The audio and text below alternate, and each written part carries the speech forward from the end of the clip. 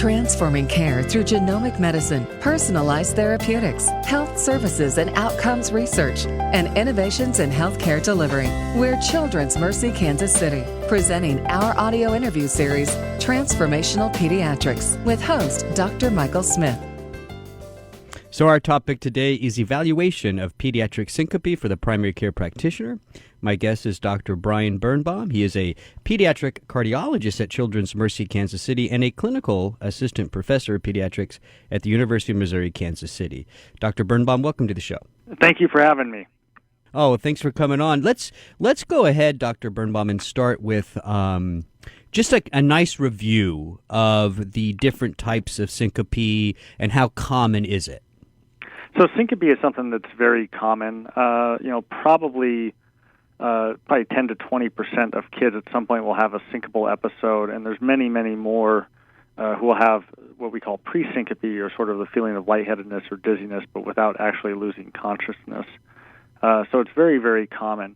When I think about syncope, I try to really break it down into heart-related causes or cardiogenic syncope, and then non-heart-related causes, things like orthostatic hypotension or vasovagal syncope. Yeah, and so and that's the important distinction, right? So when it comes to distinguishing between a cardiac cause, non-cardiac cause, what are some of the most important questions that the doctor needs to be asking the patient or the parents? Well, I think what is really vital is the most vital thing is getting a history of exactly what happened during their syncopal event, what happened when they passed out, and going into as much detail as possible about that event or the events that they've been having. That includes discussing with the patient, are these events that happen when they're exerting themselves, when they're playing sports, when they are, they've been standing for a long time? Are there other things that have sort of caused them to pass out, such as pain or fear? And are they having any sort of prodrome or any other symptoms with their syncope? In particular, I always ask about palpitations or feelings of skip beats in their chest, just to make sure there's not any sort of arrhythmia process going on. Yeah, of course, the scary part for the parents and the family is, if you have a young athlete, right, and they pass out and everybody worries about the sudden cardiac deaths. We see those in the news. How common is that actually for a young athlete to have a major cardiovascular event like that? Well, fortunately, it's pretty uncommon that syncope is related to a heart condition. Certainly, when we hear about athletes who are having syncopal episodes, it does raise our attention as a cardiologist that it may be cardiac in origin. However, there's a lot of times that athletes sort of put themselves at sort of a disadvantage in terms of having syncopal episodes. So many athletes are exercising and working hard throughout the day, don't get a chance to really eat as much as they should or have an afternoon snack before their practices, and so they start their practices a little bit dehydrated, and that puts them at risk for having syncopal episodes that are not necessarily related to their heart. With that being said, anytime I hear about an athlete who has a syncopal event on the field, whether it's a practice or a game, we certainly want to take that event seriously. Yeah. So from the primary care physician, point of view, if a cardiac cause of a syncopal episode is suspected, do we automatically just refer that to the cardiologist, or is there things we can do first in the office in the short term to make sure that this patient is safe and stable, and then get them to you? So I think the most important thing you can do, in addition to getting a history in the office, of course, is making sure that the patient themselves is stable, making sure they're not having any sort of arrhythmia type of concerns when they're in the office setting there. Many primary care providers have got an EKG machine, and they can perform an EKG and at least evaluate a little bit for possible structural heart disease or potential arrhythmogenic heart disease, so things like Wolff-Parkinson-White, for example. It would at least gives you a little bit of an idea of what you might be dealing with. Unfortunately, a lot of times we need to have additional testing be performed before we can really safely rule out a cardiac cause, and that would include things such as echocardiograms or exercise stress tests, and obviously many primary care providers aren't able to do that in their office. Yeah, and so walk us through. So when a suspected cardiac cause of syncope is in your office, from the specialist point of view, tell us a little bit what you do, what your workup is, just for a better understanding of how that patient is being cared for. So probably the most important thing that I do is get a very thorough history and really talk with the patient and talk with the family about the event that happened or the events that are happening, and then also specifically with the family history. Many of the worrisome causes of cardiac syncope are inherited in an autosomal dominant fashion. Some of them are autosomal recessive, but many are autosomal dominant.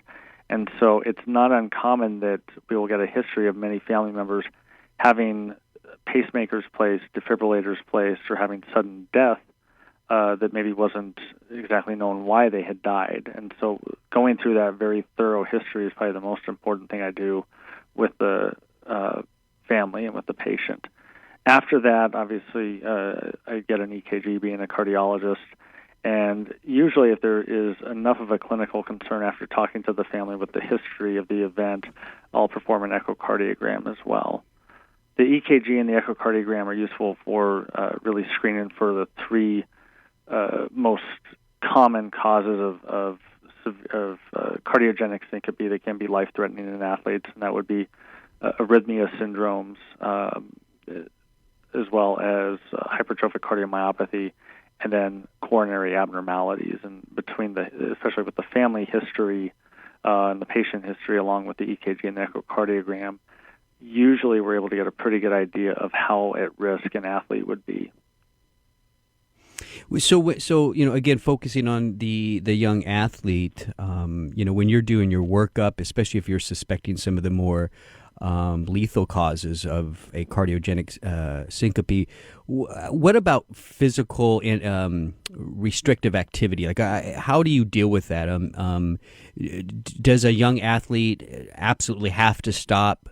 What they enjoy doing, the sport, or is it just really based on each individual case? So it's really based on each individual case. There's unfortunately a lot of athletes that sort of fall into a gray area in terms of whether they may have a significant cardiac disease or whether they have what's called athlete's heart, which is a normal physiologic adaptation of their heart to strenuous activity. And it's obviously very difficult to restrict athletes who are very competitive and have been excelling in their sports, but at times we have to do that, and particularly if there's enough of for example, if there's enough of a family history, or if the patient's episodes are concerning enough that this is truly a cardiogenic cause of their syncope, then we typically will restrict them. What I generally like to do is perform an exercise test as well and get an idea of if there's any sort of symptoms with their exercise test. They may not have syncope with the exercise test, but they may have other symptoms such as chest pain or lightheadedness or dizziness, or we may see arrhythmias on their exercise test that would clue us into this being a more severe or more likely to be a cardiogenic cause of their syncope. Yeah. So when you refer to the athlete heart, right, the that physiological response to exercise, usually it's just an enlargement, correct? So that's not in and of itself necessarily a disease or a pathology, correct? No, it is definitely not a disease or a pathology. It's a very normal, healthy adaptation for adolescents in particular who are healthy and competitive athletes. But unfortunately, the studies that we perform that screen for these lethal cardiac conditions, some of their results overlap with what an athlete's heart looks like.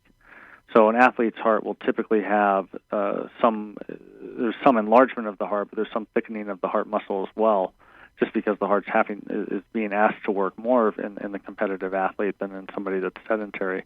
Well, we see that type of a change also in somebody that has hypertrophic cardiomyopathy, where the heart muscle gets really thick on its own, and so it becomes a gray area. So right. So it's so interestingly, most of our conversation so far with syncope has been focusing on the athlete. However, is that the most common type of patient that presents with syncope? Or are there other patients that we need to be aware of, not necessarily the athlete? Oh, there's certainly many other patients to be aware of. Most children do have some form of structured physical activity during their day. And so, although not every child is necessarily a competitive athlete, most children will have physical activity at times, whether it be a gym class or recreational sports. And knowing whether or not they're having symptoms during that, whether they have syncope or pre-syncope during those physical activities, can be quite useful in trying to delineate whether this is a severe cardiac problem or whether this is a non-cardiac cause of their syncope. Right. Well, Dr. Birnbaum, I want to thank you for all the work that you're doing at Children's Mercy, and also thank you for coming on the show today. You're listening to Transformational Pediatrics of Children's Mercy, Kansas City. For more information, you can go to childrensmercy.org. That's childrensmercy.org. I'm Dr. Mike Smith. Thanks for listening.